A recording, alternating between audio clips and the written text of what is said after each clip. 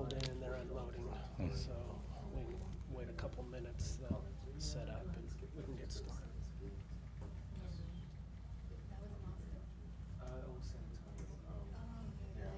Antonio. No, I'm sorry. Austin, Pennsylvania is what I know it as. I think Pennsylvania, San Antonio, Pennsylvania is like an extension. But in my head, it's always Austin, Pennsylvania. Got it. Maybe it's probably the same organization, different towns. I think it is.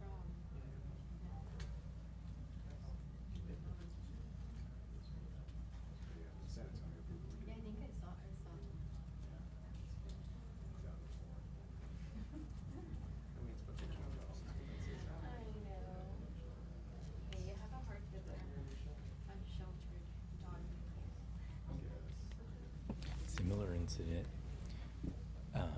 except it was in San Antonio last week. Pre-K for SA, school pre-K kid. 90% of the time, I would say. How's it going? I think they might be sending a photographer, but by the time he gets there, it'll just dressing be for a my job. lab kid, yeah. Every day is a job. Yeah. Hey, how are you? He's gonna use. Good, how are you? Make me feel bad. I'm all wearing shorts now. You got a haircut? Yeah. What happened? I had to clean up some.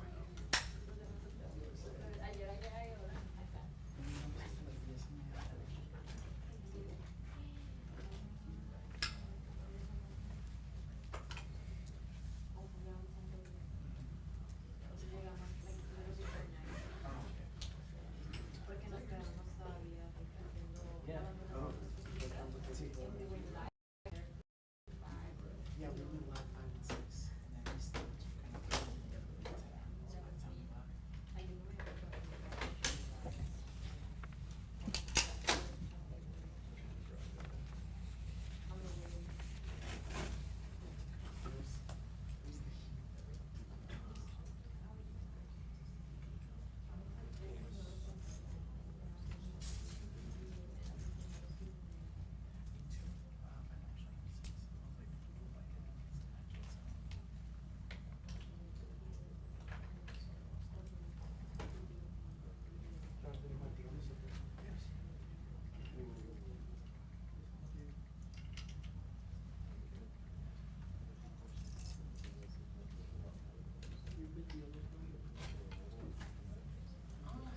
Thank you for waiting for us. Not a problem. Then the Glacier National, then somewhere in Colorado. Yeah, where I went with my brother and nephews. I'm going to believe. Interesting. Bring it up. There you How go. it is and all. Thank you, sir. I don't know if I can sit there and wait for you guys to shoot on. Put it down. You got 3 minutes. Otherwise, I'm turning on YouTube. Should be good there.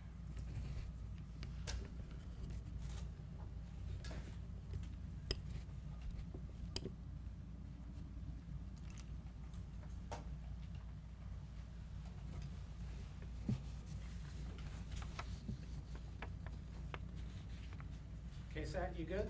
Good. Good. Everybody else all right? Good. All right, we'll go ahead and get started.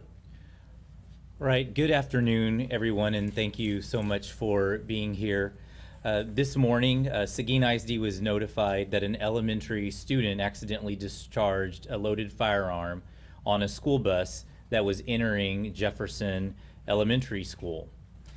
Thankfully, no one was injured during the incident. The bus driver immediately recovered the handgun from the student, and the Seguin Police Department was contacted. Law enforcement was on the scene at the elementary school where they have been conducting an investigation.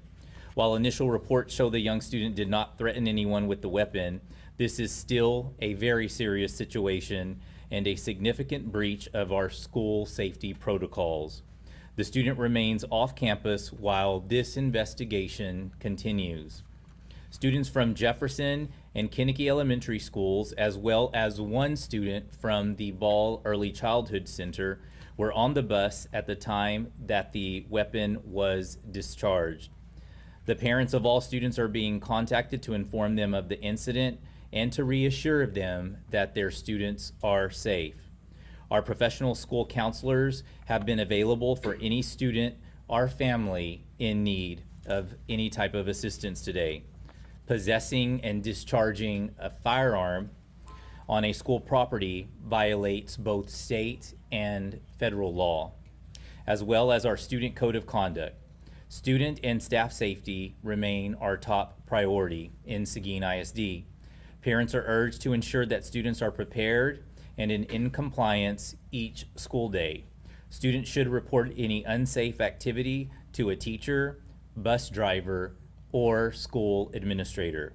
We will cooperate with this active police investigation and share any additional information about this situation as it becomes available. And I do want to conclude the statement by expressing my thoughts and prayers that are going out to our students and the bus driver who have been impacted, as well as my appreciation to the staff who were very responsive as soon as the school district was notified of this incident. Within minutes, we had the police department there on site providing assistance, support, and beginning their investigation. Within minutes, we had staff members from central administration there to provide support and assistance, and they have remained there throughout the school day and will continue on for as long as they are needed. And so at this time, I will open it up to any questions that the media may have. What time did this happen? The occurrence, it was reported at 7:25 a.m. And what grade was the student in that had the gun? At this time, we're not going to disclose the grade level of the student who was involved, but it was an elementary student. And was this kind of like the front of the bus, back of the bus? It was towards the front of the bus. Was that really fortunate considering the bus driver was right there? I think there were several things that make it fortunate. One, that it occurred as the bus was entering the campus, close proximity to the bus driver, where he was able to be responsive as well. And of course, students who immediately began to call for help as well. Dr. Gutierrez, was the bus equipped with a video camera?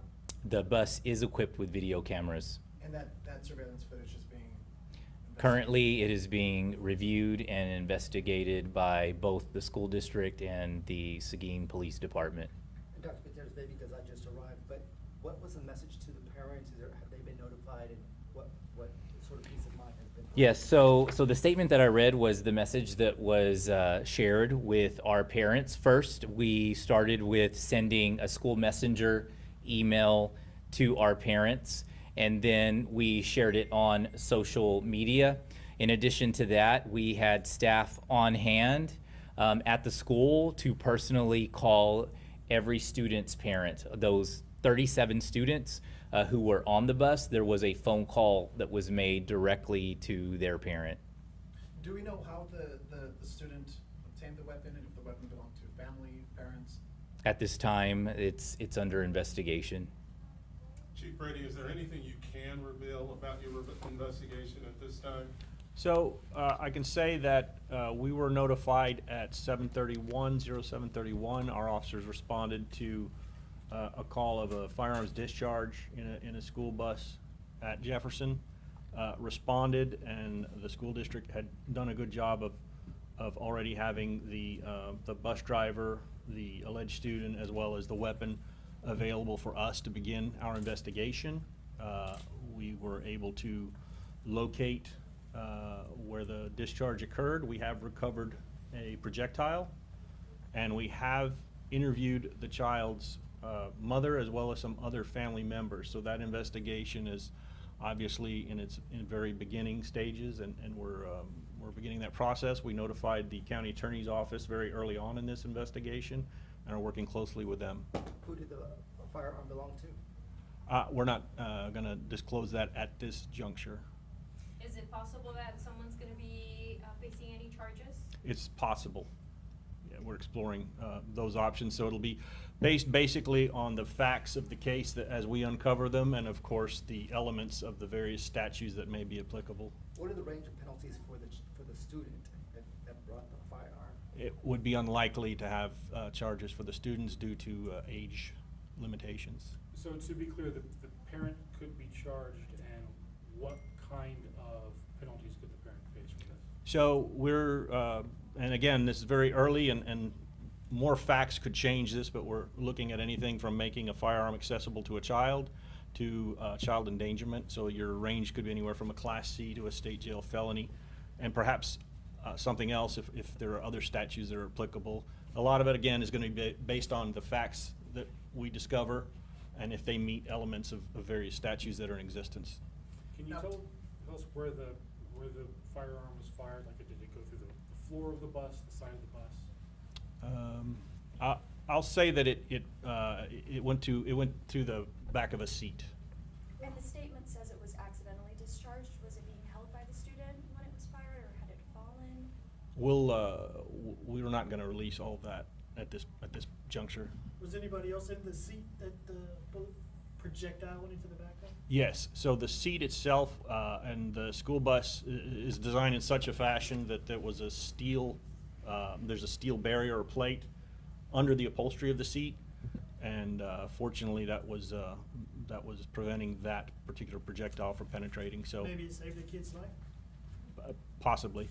Again, we'll where folks were sitting and the exact location of that's all going to be determined as we go on with our investigation. Chief, how many were fired? One round. One round? One round. One bullet? One bullet. And can you tell us what kind of gun it was? It was a .25 caliber semi-automatic handgun. Okay. And for you, Mr. Gutierrez, we spoke to a parent after this today, and they said that they would really like to maybe see some sort of new policy with clear backpacks as a result of this. Is that something you guys have thought about? You know, I think it is something that we are going to reevaluate. So this is our second year in instituting clear backpacks at the secondary campuses, at our middle schools, our high school, and our specialized high school. We had eliminated the requirement at elementary when we had first made that decision. But I think it is something that we are going to strongly consider moving forward. As a result of this instance, I think it's just one other measure that we can take. But a message that I have for our parents, I mean, this is Texas.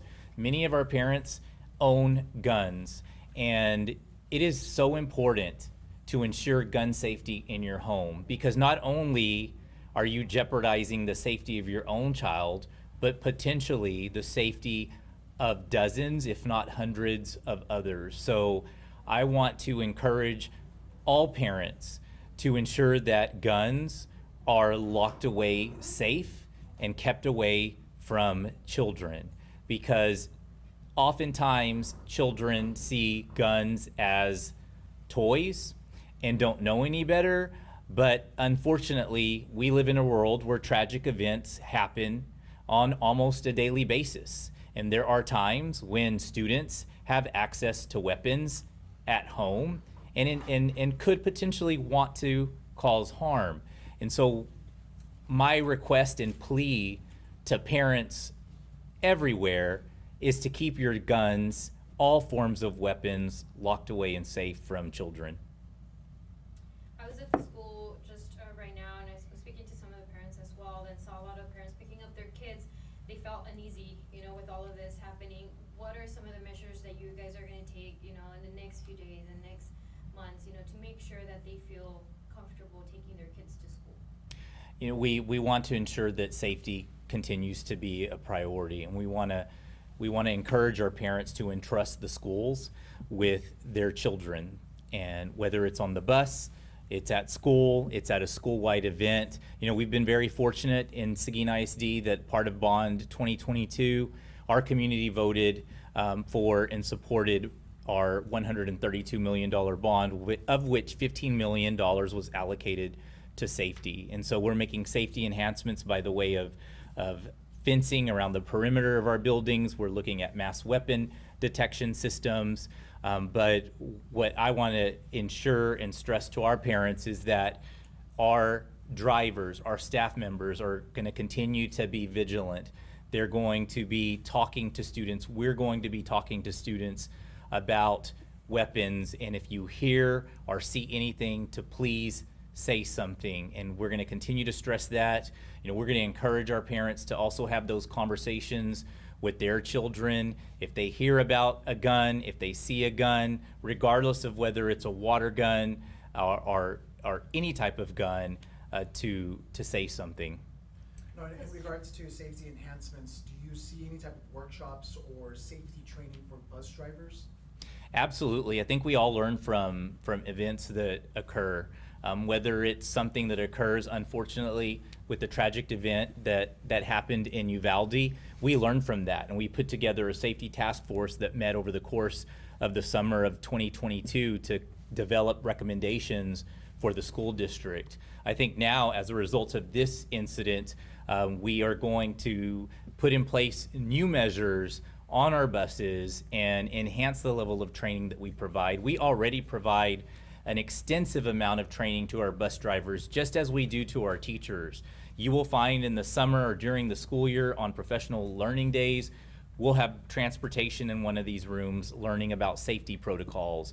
So we're going to continue to fine-tune the learning that is in place for our transportation drivers, and a lot of our buses have safety monitors to ensure that they are equipped with the skills and the knowledge to be able to respond and take proactive measures. Dr. Gutierrez, would you, as part of those enhancements, would you roll out the ability for a check before you go on the school bus, some kind of, you know, I know considering you said clear backpacks, but some kind of check who's bringing what in to be able to track that?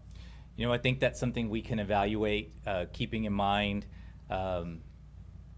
timing and the limited time that our bus drivers have to get our students from the bus stop to the school. But I truly believe that we can enhance what we are already doing to ensure that we don't have another instance like this. But it's going to take a community-wide effort. It takes a village to raise a child, and the school can't do it alone. We cannot do it alone. We can't have the bus driver do it alone, or the teacher and the principal. We have to have parents partnering with us to ensure that the kids in our community and the staff in our community are safe. Now, concerning House Bill 3, which puts one officer in each school, do you guys have the staff to put one officer in each school, or how are you guys right now? So Dr. Gutierrez and I have had prior conversations. We need to follow up and touch base, but it's challenging to come up with that number of officers. You're looking at 12 or 13 on a daily basis for a department that is 66 officers total. But we're, you know, the security of our children, the security of the schools is paramount, and we'll work through those issues. I know the school district has some arrangements they've made so that they can be ready to be in compliance with the House bill when it takes effect. So, but we're working on that. We're going to be looking at options. So right now, you guys don't have one officer? We do not have one police officer per campus. Ideally, we would to comply with House Bill 3, but you know, staffing is a challenge, as well as funding, because these requirements are coming from the state, but they're not pouring additional dollars to support us, to staff with security, mental health support. We're fortunate in Seguin to have a grant to be able to have a mental health team to be at Jefferson right away, but that grant's going to expire. And so I'm also pleading with our state representatives and senators to do something to help schools.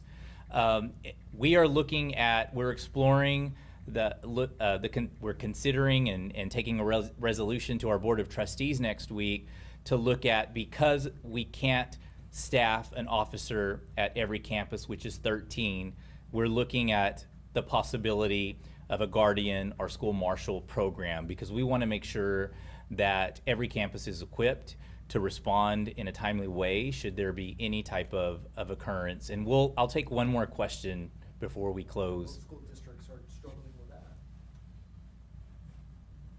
Trying to meet that requirement. In terms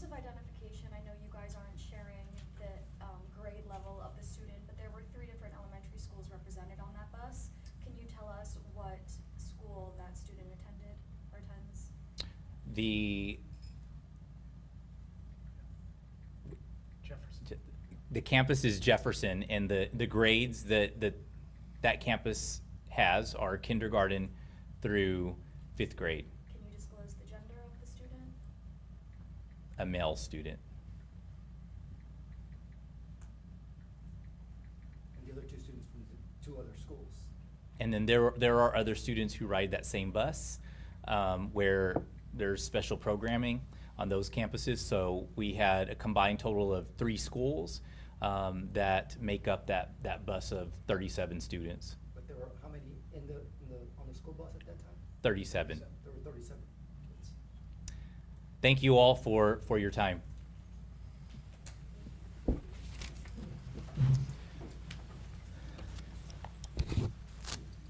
y'all have any follow-up questions that we are able to answer, then shoot me an email.